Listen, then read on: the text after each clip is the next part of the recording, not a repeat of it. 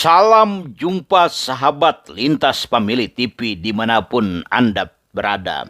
Live TV kembali hadir untuk mengulas permasalahan politik, hukum, demokrasi dan kebijakan publik di dalam negara Republik Indonesia. Dan hari ini kami akan mengulas tentang politik dinasti dan bahaya patrimonialisme.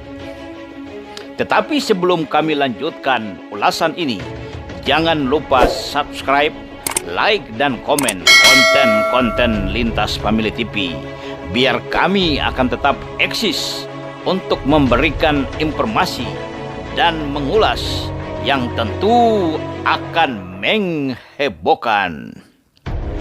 Politik dinasti dan bahaya patrimonialisme. Kutipan FOI, Jakarta 8 April 2021.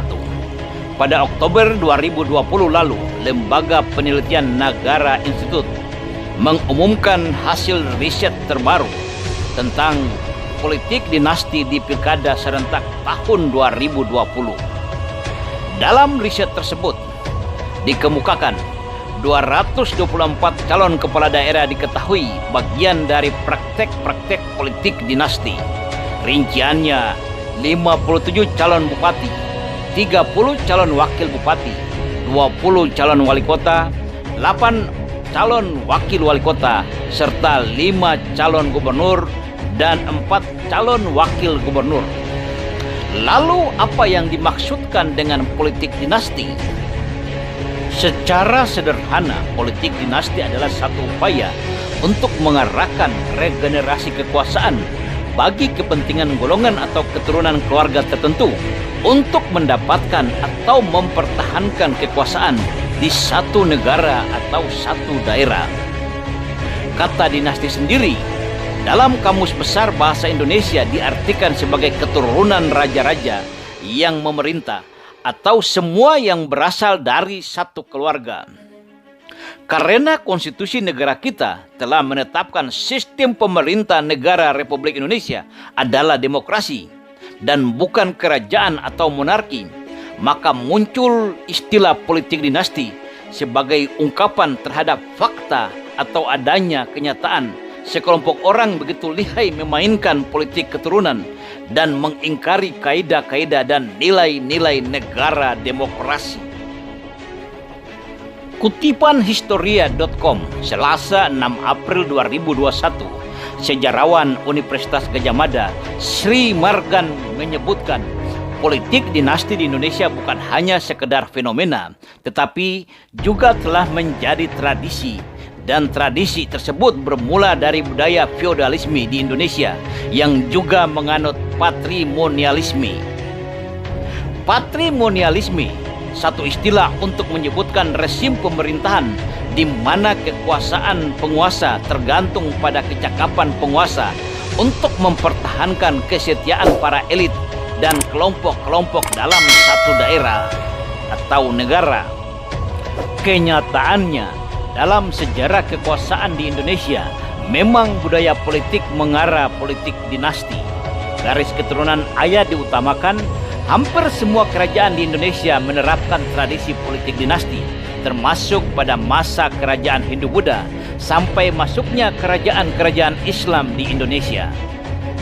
Pengurus Asosiasi Ilmu Politik Indonesia IP Semarang, Pujo Rahayu Risan, menyebutkan politik dinasti ibarat pisau bermata dua. Mengapa?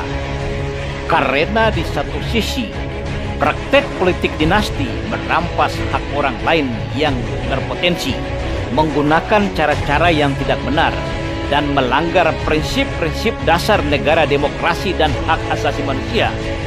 Politik dinasti tidak menghargai partai politik dan kebebasan berpolitik, sehingga sangat mudah partai politik dibeli melalui elit-elit politik untuk memperkuat dukungan politik. Harus disadari, konstitusi negara kita tidak melarang praktek-praktek politik dinasti. Setelah Mahkamah Konstitusi mengeluarkan putusan nomor 33 garis miring PUU Strep 8 angka Rom tahun 2015 tentang larangan keluarga tertentu untuk mencalonkan diri bertentangan dengan pasal 28J ayat 2 Undang-Undang Dasar Negara Republik Indonesia tahun 1945. Politik dinasti semakin subur di daerah-daerah oleh karena adanya sistem kekuasaan yang berasaskan patrimonialisme. Bagaimana masyarakat bisa mengetahui adanya kekuasaan berasaskan patrimonialisme atau ciri-ciri bupati, wali kota, dan gubernur yang melakukan praktek-praktek patrimonialisme? Yang pertama, bupati, wali kota, dan gubernur memang harus dekat dengan tokoh-tokoh agama. Tetapi kebijakan pemerintah daerah haruslah berasaskan keadilan dan kebersamaan. Anehnya, dalam rangka mempertahankan basis-basis dukungan, tidak sedikit kebijakan kepala daerah di daerah memberikan bantuan sosial secara rutin kepada guru-guru ngaji. Positifnya, kebijakan ini satu upaya untuk meningkatkan kesejahteraan guru ngaji dalam rangka mempertebal keilmuan agama dan ketakwaan masyarakat. Negatifnya, kepala daerah secara langsung memelihara basis-basis suaranya dan tidak akan pernah hilang dari pilkada ke pilkada. Hal ini harus dilakukan oleh siapapun kepala daerah karena mereka mengetahui budaya bangsa kita sangat patuh dan taat kepada tokoh-tokoh agama. Yang kedua, kepala daerah memberikan peluang menerima anak para elit politik dan tokoh-tokoh masyarakat untuk dijadikan pegawai negeri atau pegawai honor daerah yang jumlahnya ratusan bahkan ribuan. Inilah yang dinamakan dengan menanam jasa.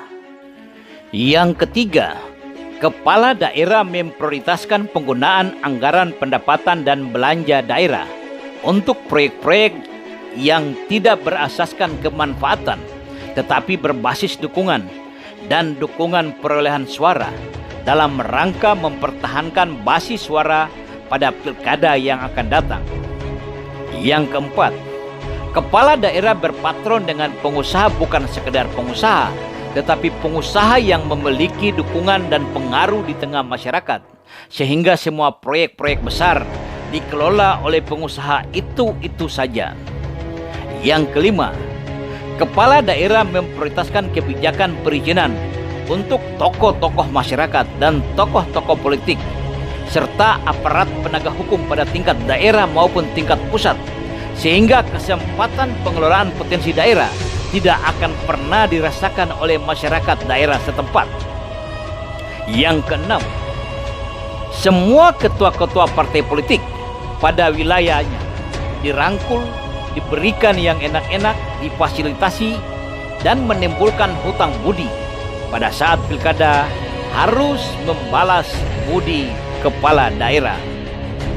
Bahaya patrimonialisme akan menghasilkan dinasti pemimpin, dan dinasti pemimpin akan menghasilkan pemimpin-pemimpin bermulut manis, modal janji dan senyum, selalu menggembar-gembor semua untuk kepentingan rakyat. Padahal bukan rakyat sesungguhnya yang akan sejahtera, tetapi yang terdahulu sejahtera adalah keluarga dinasti pemimpin itu sendiri.